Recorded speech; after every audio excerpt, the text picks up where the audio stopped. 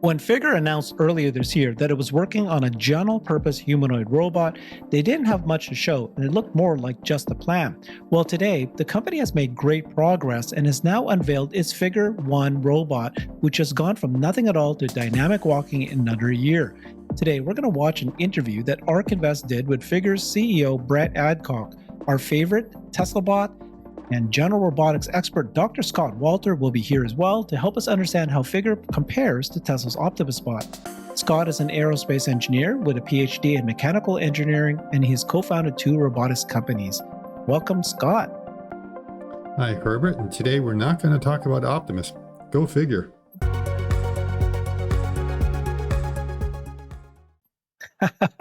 We will. I will show a video of Optimus later. And the reason is because Elon actually tweeted back saying that based on that CGI of what that robot was doing, he said that we think we can be able to do that within a year. So today we're going to talk about Figure. This is a bot that is pretty impressive. Like we said, it looks cool. I mean, it looks like a beautiful, beautiful humanoid robot. And what I liked about this tweet by Brett Adcock, the CEO, he said, Figure is giving artificial intelligence a body. So this is a kind of a complete robot that has not only the humanoid form, now it can walk, and it has intelligence. I'm going to go ahead and play some of the most recent clips to show what the spot looks like. And then later, we're going to hear directly from Brett, and we're going to get you to react to it. But while I'm playing this video from these videos that Figure released, tell me what you're seeing and what you know about them. Okay, so 12 months, they got it to already learn to walk. It's not a perfect gait yet, but hey, it's walking, it's not falling over. I don't know if they're going to show us the hockey stick going in and them trying to push it over. That's probably going to come later eventually. But already able to walk and turn, and they got bouncing. And once again, a major milestone accomplished in a matter of months, rather than years. Rather interesting selections on how to do the joints. It almost looks like a knight in armor there, especially around the shoulders. So it seems to have some kind of shoulder pads, which I assume is just for connectors, just be able to protect the cables that are going through and do the routing. So that is what I really like. And that's the mechanism I want to talk a bit about when we get into it, is that torso is really cool. So we see it looks like it has hands. I can't tell enough about the hands and how they've been done. That's gone over pretty quick. So they probably finally just got something there that they're testing out. That there is a very interesting mechanism and approach to the torso that's very different than what a lot of the other robot manufacturers are doing out there. So a lot of the bots that we're seeing coming from China, as well as Sanctuary, have sort of stacked different actuators together and doing it in what we call like a serial kinematic. But here they're using it in a parallel form and using those little different actuator linkages, like what the Tesla bot has used in the wrist and in the ankle. So using that idea, and that's really cool. And when I showed it to my friend Gary Schneider, he loved it as well. He said, that's really innovative. That's a really cool thing. But the rest of the joints are pretty standard. So the shoulder is being actuated the same way. It looks like 3 serial actuators there, rotary actuators are stacked together to get the degrees of freedom the same way as the Tesla bot's done. They decided on the elbow to do it the way a lot of the others did it, by pretty much putting a rotary actuator right in the elbow, whereas Tesla is kind of offsetting it and is using a bar linkage to extend that out. So there are pros and cons to being able to do it, and they all have to decide what they're going to do. I couldn't see enough of how the wrist is being done, whether they're doing a fancy kind of wrist or they're doing it kind of serially, and the legs and everything went kind of fast. It was hard to see the details. I think they wanted to show off the one detail that was really new and novel, and that's what they're doing in the torso, which is why you see a lot of that. But again, the movements in the hips seem to be set up the same standard way that everyone else does. And we'll find out later on in these interviews of some of the design choices they've made. So if we look at the overall degrees of freedom, I believe they probably have 7 degrees of freedom going on in the arm, just like all the other robots in Tesla. Probably the same with the leg as well, that they have that. And they have probably 2 degrees of freedom in the torso. Not 3, which I know some of the other robot manufacturers decided to do that, which we've decided is kind of extraneous, because one of those you don't need because you actually get it from your hip movement. So that's like adding a joint you don't need. It also looks like they decided not to move the neck either. So you remember the Tesla bot also said no neck movement, but the others are putting in there, and some of them are actually putting 3 degrees of freedom in the neck, which means they can get this movement, which is like, okay, that means it will actually be able to play soccer and do proper headers and stuff like that, but you don't really need it for being able to pick up your clothes and vacuum the house and work in the factory floor. So you're adding a degree of freedom. And of course, a lot of people said, wait a minute, you don't need 3 degrees of freedom or 2 or 1. 0 might be able to do it there. So it looks like Figure has made that same decision that, oh, we're not going to worry about that particular thing. What I didn't see was the finger movement yet. Haven't seen. We haven't seen that yet. Yes, we haven't seen it grabbing and picking anything else. Yeah. Okay. And then this is beautiful. This is Brett looking at the actuator that they've designed. And I know that he says so, that they designed this. Let's go watch some of his videos and hear how he describes the company first. We'll talk about, how he thinks about it, the cost of the robots, the business model, and other interesting aspects. So I'll play a clip of the interview that he did with the ARK Invest folks, and then we'll get you to react to it. I left Archer about 1.5 years ago to start Figure. So what Figure does is we are looking to deploy autonomous humanoid robots. So a humanoid is kind of like a human form. So we have legs and arms and hands. And what we're trying to do is physical work similar to what humans do today. We have a big belief here at Figure that the whole world was built for humans, meaning we've kind of built this world around the way we look. So our view is if we had wheels and if we had like 6 arms and 6 hands, the world would look a lot different. It's not as if we're trying to optimize for this world. It's actually the opposite. We've actually optimized the physical world to interact with our bodies, different heights that we have, the way we manipulate objects. So we sit in chairs, we use machinery, we touch tools, and we've made all these items to basically interact with the form that we have today.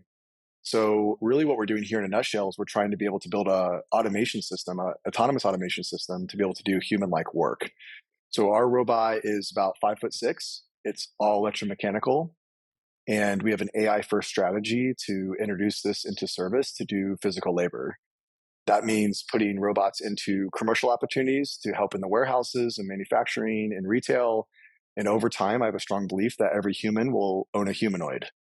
Much like your car or phone today, where this robot will be able to do anything you want it to do physically. So grab me a coffee, do my laundry, do this errand.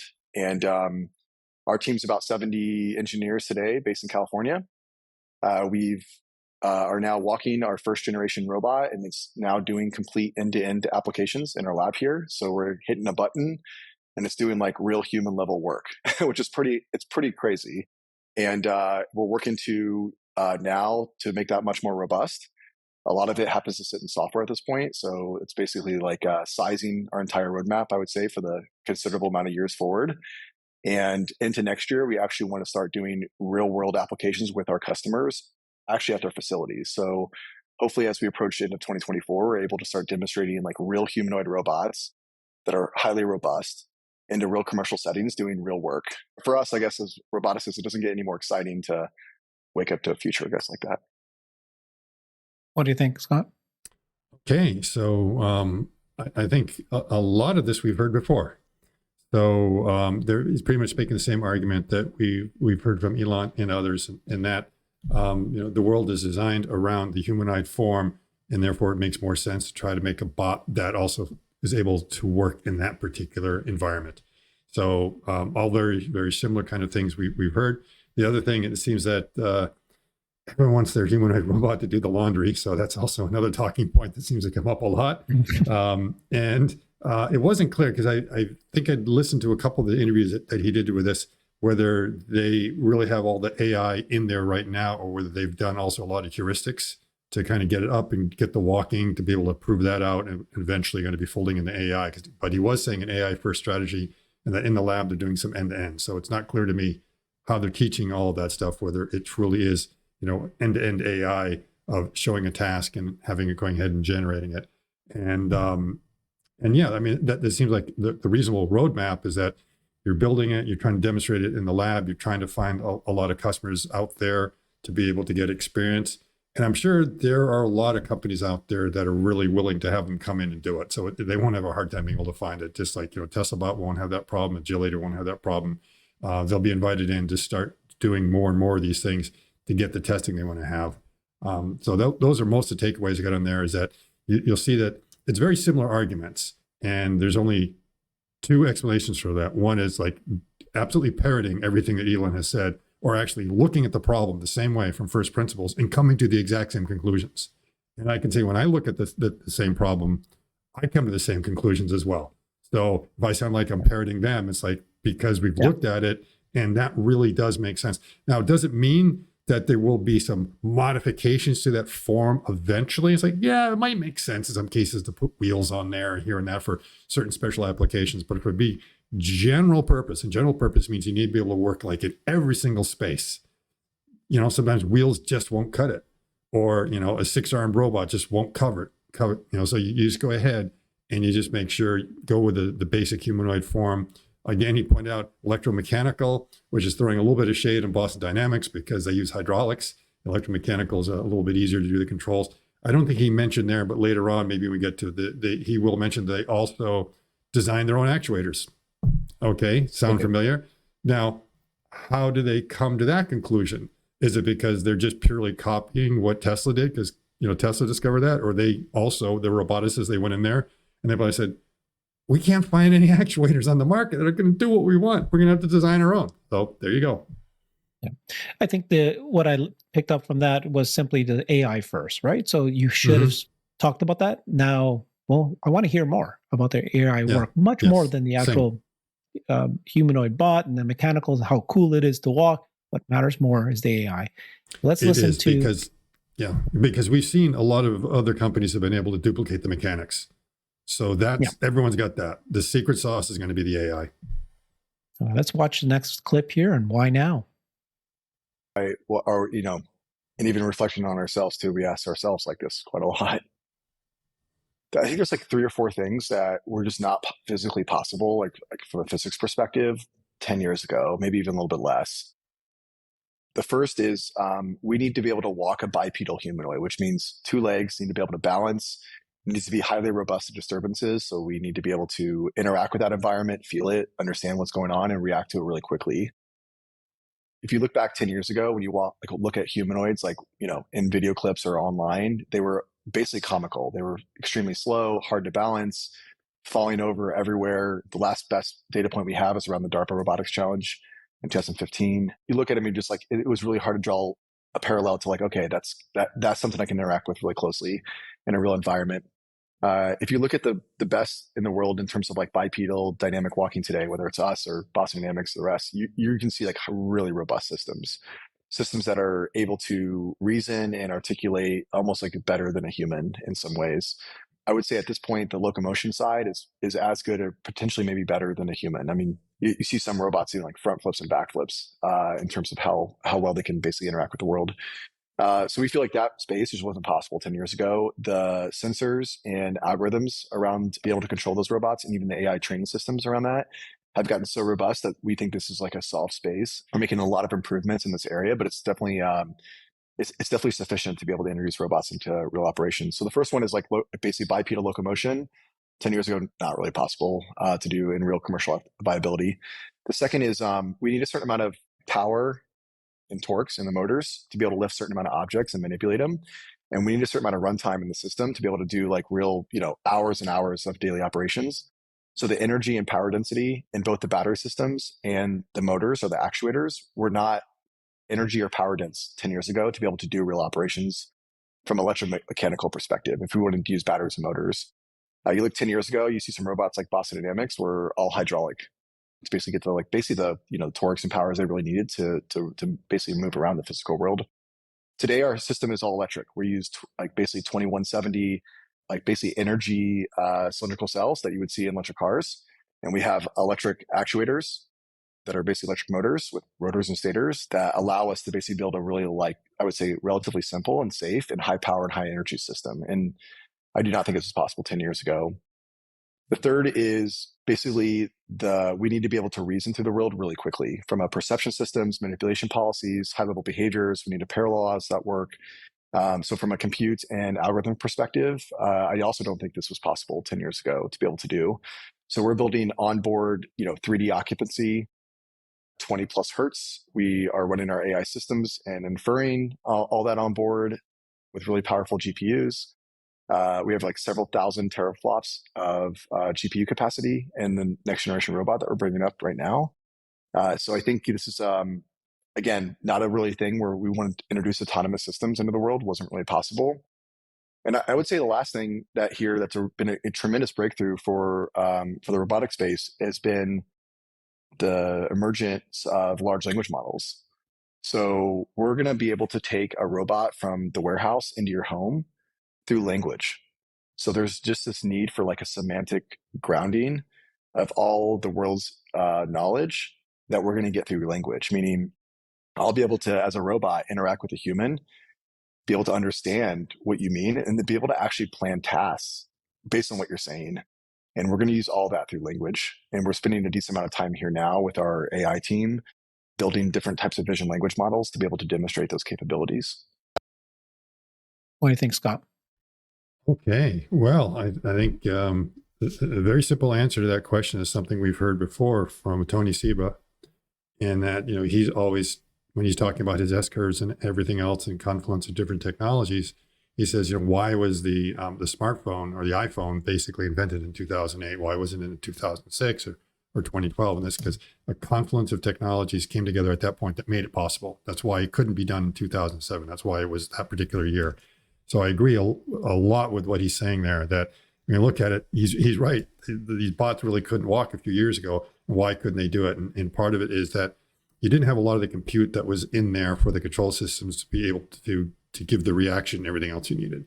You know, energy density wasn't there. A lot of people were experimenting and learning how to do it. And then the control algorithms were understood. How, you know, people were starting to write papers solving this thing, being taught in universities. So now the knowledge is a bit more widespread in how to do it. And now suddenly everyone tries to come up with a bipedal robot, and whoop-de-doop, they're all doing it, you know. It took Asimov 30 years, and now everyone's doing it in, you know, not only less than 30 months, but, you know, in a year. And a lot of that is because you have the knowledge base to be able to do it, and the compute and the controllers that are able to handle that. But again, he's kind of lamenting the fact that, you know, in that time, the servos, at least the off-the-shelf servos, aren't there. The technology is there to make them energy dense and do everything. So I think they can find that the servos with the power they need. The problem is the amount of energy they need to be able to deliver the torque they want is too much. So they're trying to come up with very, very efficient drives that are very light to be able to do it, to really make it practical. So you can buy some off-the-shelf stuff just to demonstrate what you have, but then you begin to realize that it doesn't run very long. It's requiring too much power. And then there's the advent of like all the GPUs and the inference engines and everything that didn't exist 10 years ago, or maybe even 5 years ago. You didn't have that. It's all kind of coming together, which answers the question of why now. So I absolutely agree with what he's saying there. And then there's like this bonus. When the Tesla bot was announced last year, we were not thinking that there was going to be a large language model interface to it. You know, we're thinking, it's going to be kind of like a Siri or something like that, which is just going to be going, you know, taking a while to figure out what's going on. And now you realize that, oh my goodness, like you could actually build that in. So that's kind of the icing on the cake. That's like one more S-curve that came in there that we weren't expecting, that's creating this disruption that's going on. The other things I would add to it is, there's a famous quote, because you remember the space elevator that Arthur C. Clarke came up with. And I think he ended up saying that the space elevator will be built 50 years after everyone stops laughing about it. Okay. Mm-hmm. So a lot of people are still laughing about the space elevator, so it's still going to be a little while. It's the same thing, I think, with the humanoid robot, is that they're going to start being built when everyone stops laughing about it. And right now, everyone has stopped laughing about it. And it wasn't just because Tesla came out with it. It's that others were working on the edges, coming up with this stuff, and maybe not getting the limelight. And maybe a lot of people are like, yeah, okay, it's kind of cute, but I don't think so. Now that it's out there, it's mainstream so much, everyone is taking a second and third look and really considering using these things now. The laughter has stopped, and now you're going to see more of them popping up. And when the laughter stops, not only does the invention process happen and people start taking notice, the venture capitalists also start taking notice. And they're going around and they're hedging their bets right now by putting money in a bunch of different places to see who's going to do it, because they know there is a huge TAM. I don't think anyone can even calculate what the size that TAM is. Let's just say it's really, really big. And even if you get a small part of it, you're going to do really, really well. So these competitors are going to be out there. That means there's more knowledge. There's, everyone's just got that competitive drive. And then when they see what someone else is doing, they're going to try to get to it. And at the same time, you're going to have a larger workforce. There's more engineers. There's more people that are going to study this in university. There's going to be more courses offered. There's going to be more professors that are thinking about, oh, we need to tailor a robotics course or add another one onto our syllabus right now, because it's, it may not be in there, and we're going to be left behind if we're just talking about, the old industrial robots. We now have to be talking about bipedal robots, human form robots. What are those going to be?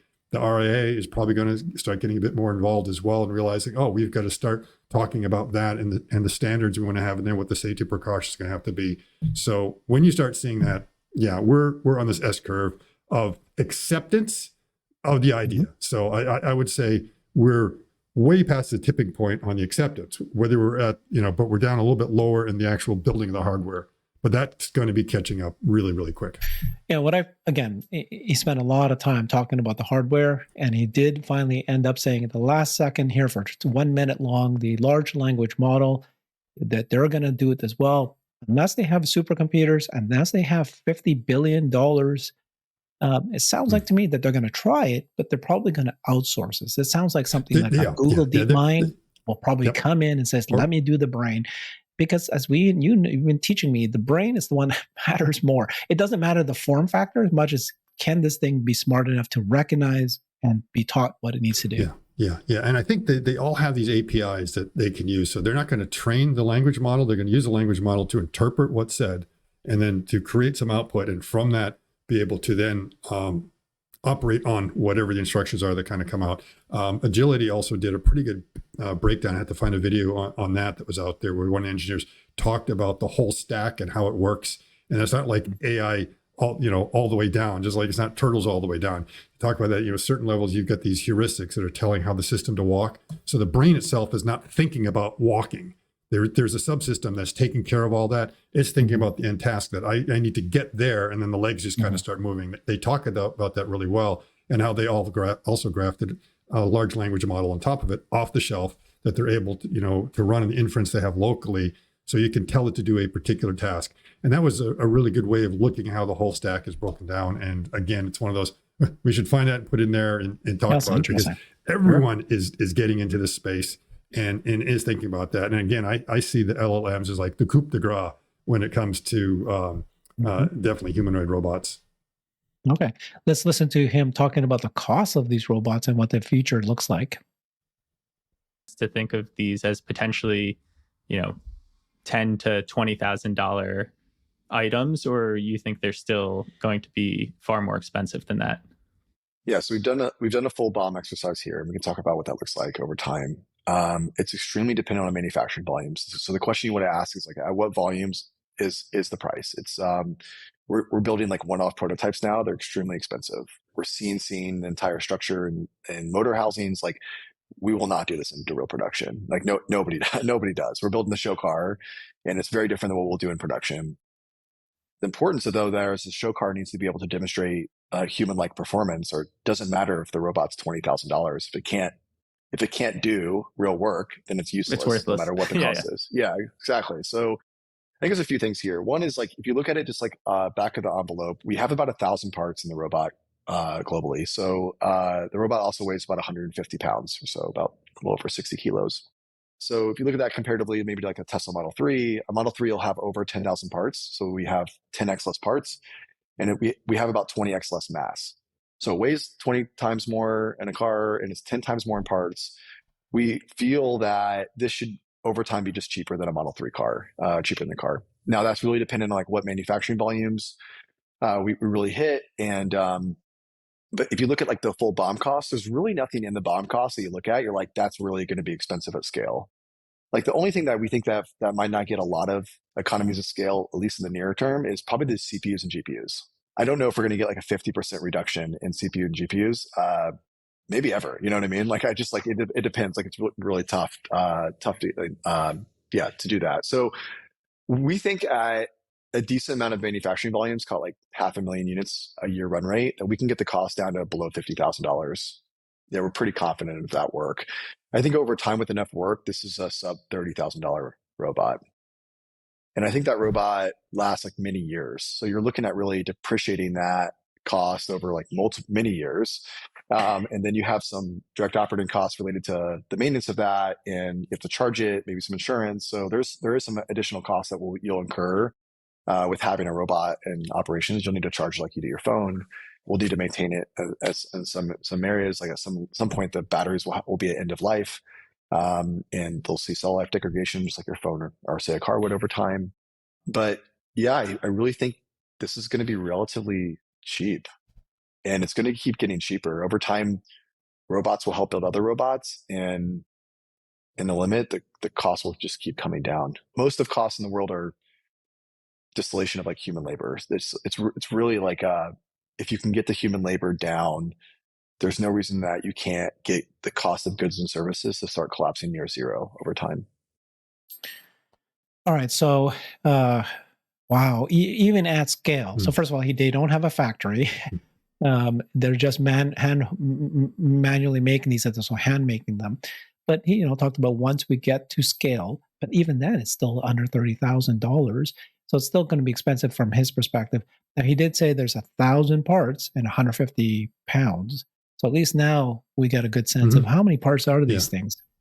Yeah, that makes sense. So just so everyone knows, when he says they did a BOM, that means a bill of materials, or BOM. So and then he also made the Model 3 analogy. Where have we heard that before? So I mean that is one way of being able to bracket what your overall costs are going to be. So it should be on the scale of that. I'm a bit surprised how high the numbers are. I mean, he probably just wants to be very careful and not over promise. So he was thinking even at a volume of, $500,000 a year, they might be able to get down to 50,000. Like, well, the Model 3 is also like a volume of about $500,000 a year, right? Something like that. And I think, it also was well below that. So if you're going to use that analogy, it seems to me like you'd be going down, because that's a pretty good volume there if you're doing that. But again, it may come from, they don't have a whole lot of manufacturing experience and really know what it's trying to ramp up and what that would be like. And it's good to be cautious, because I think the one thing that he probably understands is that prototypes are easy and manufacturing is hard. So if you've kind of seen what it's like to ramp up, you can be like really spooked about how hard it is to spool up one of these things. But at the same time, you should also be realistic that you can drive those costs down. So early on, it's probably going to be a little bit high, and he has to let his investors know, for whatever the calculations that they are, that's what they're expecting, and that if they're able to drive the cost way below it, then things will really take off, and they could be quite successful and very profitable. So I understand what he's saying, and it is all very familiar kind of calculation where he doesn't see any part. I didn't, when I was doing my own BOM for Optimus to figure out what's in there, I could not see anything that was going to really drive the cost up, except the concern of like, well, what about the silicon you're going to need? And so he's got a lot of worry about the GPUs and everything they need to put in there. From a standpoint, Tesla doesn't have to worry about that, because they have the volumes already. They're making the FSD chips. We know how much the FSD board costs. So we know that that's $1,000 right there for what they're going to need. And then it's just a question of the actuators. They're building their own actuators in there. There's 40 actuators we have to have. And, in the worst case, it would cost you $1,000 to build each one of those actuators, looking at $40,000. And then all the other stuff around it, it's not a whole lot. Like I say, the board, the batteries at that point, it's almost a rounding error, because, batteries cost a lot in a Model 3, but you don't need the same number of batteries as a Model 3. You need like 1/30th of that number. So that is like, that's not really going to add to it. So if your actuators if you're able to do them for much lower, for a couple $100, you're easily down at the $10,000 level, just like that. So I understand he doesn't want to over promise on the price, but it wasn't over $100,000. It wasn't $250,000. Wish I'd know how much it cost him to build it, but they probably don't even know internally, how much it's really cost them. They just know it's a lot of money that, if we actually kind of work it out, but we don't care so much about how much it costs to build this thing right now. We just need to build it and test it. And then, some accountant can come here eventually and tell us that, that particular one over there, we need to insure for $1.2 million, because that's how much it costs for us to actually build or to rebuild. And that's what it costs to do prototyping. So, what I saw out of there was that we are building a prototype for demonstration purposes. It needs to be able to show what it can capable of. And then in the future, we will manufacture and scale this and build it. At least it's better than what Boston Dynamics did. You and I did a show this. We heard the CEO say, we did that. We wanted to show a demonstration. But in order to do that, they had to make it's massive. This thing is big, giant. It costs so much money. They didn't build it for thinking about how to manufacture in the future. They just want to show that it's capable of being able to do backflips and others. And he himself has admitted that they're not planning to take this to scale and manufacture it because it's not designed as such. This one does look like it can be designed. It looked like they did think forward about, a manufacturing first design because it's very thin. It's very light. It looks very, very much like the Optimus Tesla bot, but yet I still get the sense by just listening to him that they're still very much at the stage of demonstration to prove that it can do it versus because I don't know, but it doesn't sound like they have the experience like Tesla does in terms of manufacturing and already at that stage. Exactly. So they're not founded on a bunch of manufacturing engineers.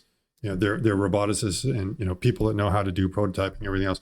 There may be a few people that are manufacturing specialists, but when they get ready to go to that stage, then they're going to bring them in. Right now, it's too early. You don't need someone to be able to do it unless you have. And most engineers are trained with the concept of design for manufacture. Start thinking about it in your design, and eventually they'll bring that group in that will go and clean up the designs, say this is how we need to do it to get the numbers down. But they have to prove what it is. Because remember, a year ago, it was like, now the PowerPoint, great. Show us when you have a real robot. Okay, they've showed us that they have a real robot. It's able to walk around and everything else. So that they're at that phase. And of course, that means investors are going to be more interested. It'd be a lot easier to get your Series B going through to be able to get those capital raises necessary to keep you going, as well as customers. Now there's going to be people out there say, we think this would be a great application. Come in here and try it out. Because a lot of people are going to like the halo effect of that, of being, people knowing that some supermarket chain is like testing out the robot. I mean, that's going to be great publicity. Hopefully, it's not going to scare customers off. No. But there will be things like that. So all that absolutely makes sense. And again, he understands, the same thing that we've heard, that in the end, everything is the cost of everything is distillation of human labor. It's really what it comes on down to. And that when you start doing it, and the idea that the bots are going to be building themselves, they're seeing the same thing. They're probably hoping, and I would definitely be doing that, is like realizing that these things can be used in a manufacturing setting. And in the end, I'm a manufacturer, so I should be using my own product in my own setting or figure out how to do that. Well, that's the other advantage that Tesla has. They are the manufacturer, so they will be able to use it. They don't need to sell it first.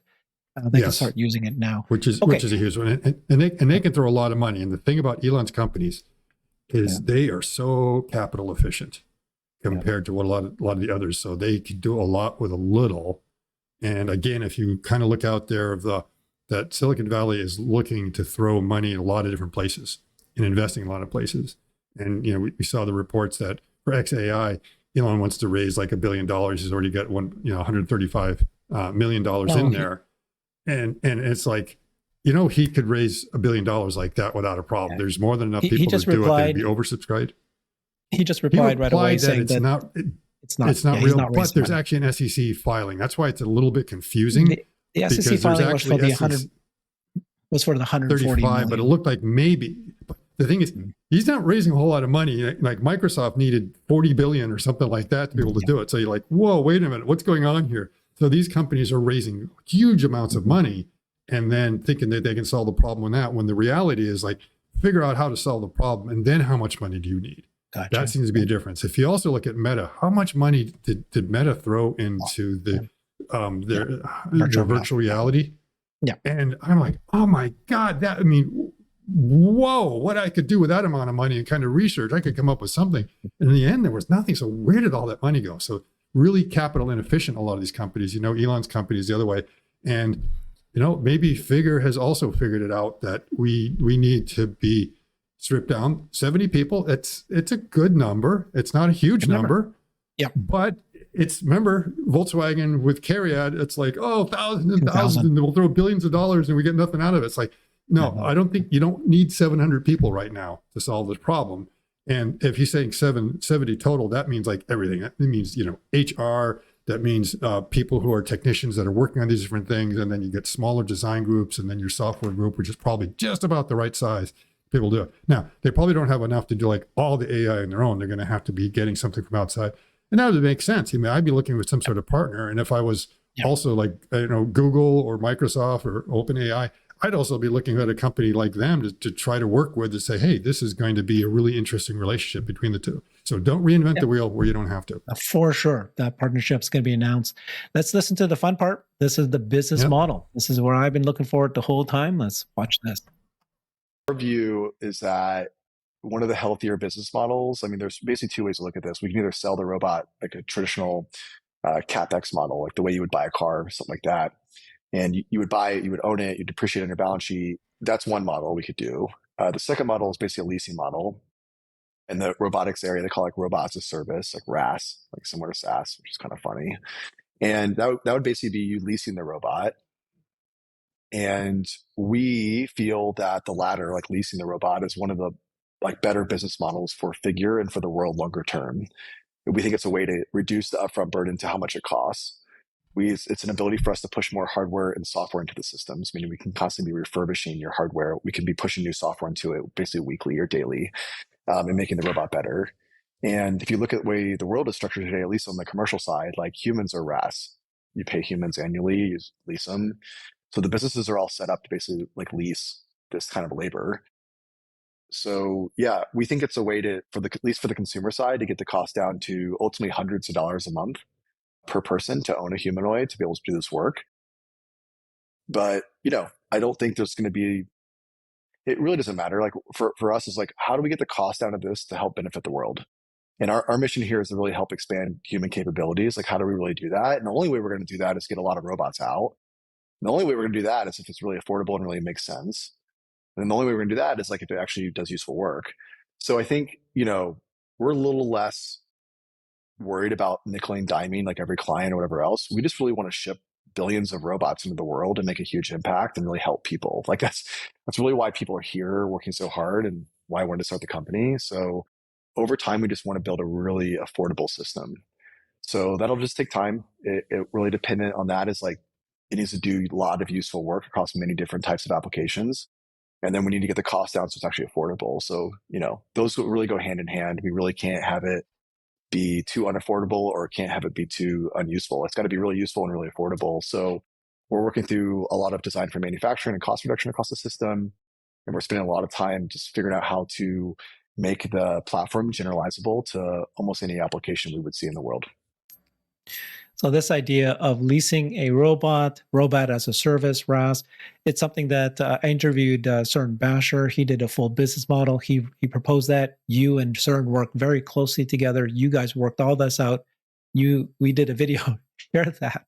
And there was a lot of backlash. There was a lot of people, I wouldn't call it backlash, but people didn't believe that it was going to be done this way. It was going to be bought and owned. And I think pretty obvious at this point that it's going to be a leased business model. What was your thinking?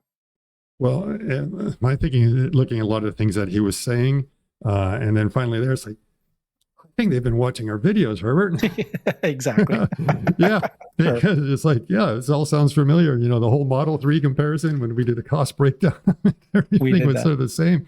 It's like, okay, so, they either like minds think alike, or he's a good, astute study of all these things. And notice right towards the end, he did mention DFM, or design for manufacture, that, they're thinking in there because, and then he dropped like the billion. We want to ship billions of these things. So it's like, whoa. I mean, it's like, oh, okay. Someone finally came out and said it because that's what the TAM is. I know Elon has said that as well, and others look at it. And when CERN does it, he's also looking at some point they're going to get to $1 billion, and he scales it back. He says, the numbers are too nutty. He's afraid to go into that domain because it does seem so crazy. Yet you can rationally make that argument. So you're just like, wow, let's just like, the tens or hundreds of millions of robot, that's kind of safe. And billions technically is like in the order of hundreds of millions, right? It's like, so you could just say it's a big number of hundreds of millions. That's, and the other thing is they also seem to be very mission driven. And that's what you see like in Walter Isaacson's book about Tesla, that a lot of people that are there, they love doing the job because they're mission driven. They absolutely love what's going on. And I was at a tour at NASA about a month ago, and they were talking about how, the different programs came back and forth, and that when some of the people had to leave because the shuttle program shut down, they went off these really nice high paying jobs. And then as soon as the next project kind of came in, they all left those high paying jobs for the lower government paying jobs because they love the job and they love the mission so much.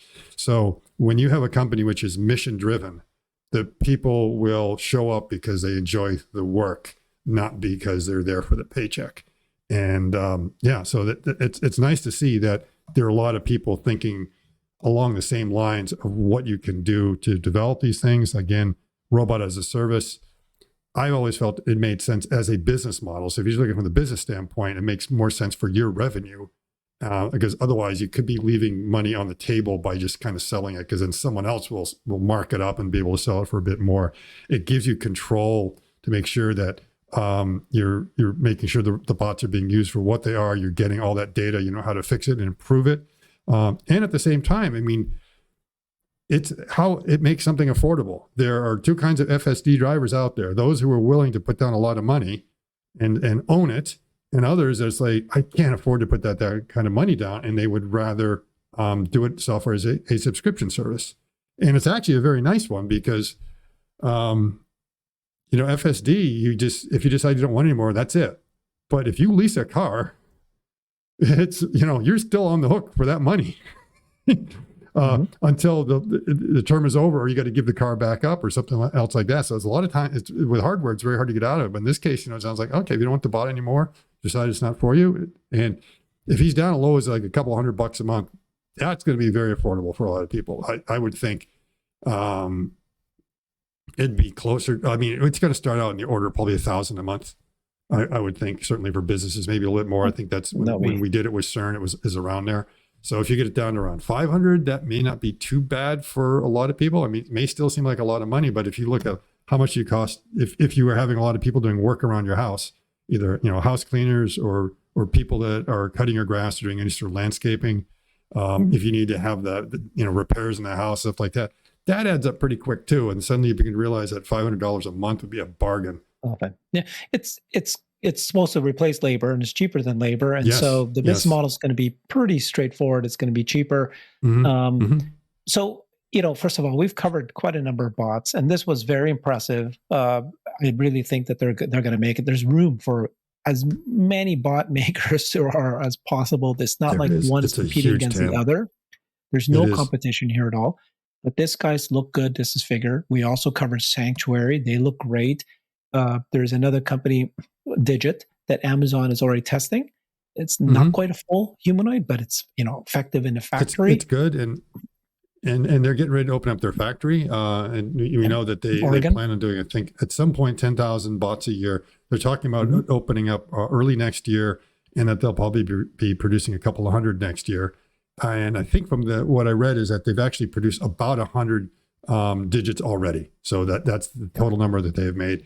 I didn't see a cost figure in there, but the impression I have is they're also looking at being below $100,000, probably something like that. I have to double check on that. Don't quote me on that, but that was the feeling I had, is that they're also sort of in that same ballpark. And yes, they're working with Amazon. And my theory, if it goes well, Amazon's going to buy them just like they did with Kiva.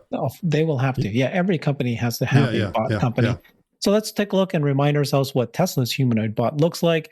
This is, some of the old videos of what it used to be able to do. And then now, of course, this is like the very beginning of how it worked. But now, if you go back here, right, now they can walk. So this is still slow because this was like a few years ago. Now it's walking faster.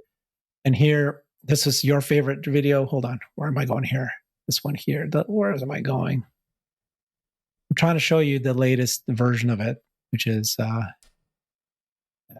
can't find it. Because now it can do the yoga tree and namaste, right? Yeah. This is the one. So now it's able to, this is still old. And of course, eventually everyone hopes the bot looks like that in a few years. Yeah, there you go. But yeah, that right there, that's the latest. Yes. Yeah. So we're seeing the dexterity. Yeah, so that can do that. And then this is for a fun video that I wanted to show. This is just a CGI This is CGI. This is made up. Yeehaw! Your weapon, sir. Thank you, steward. Fire in the hole.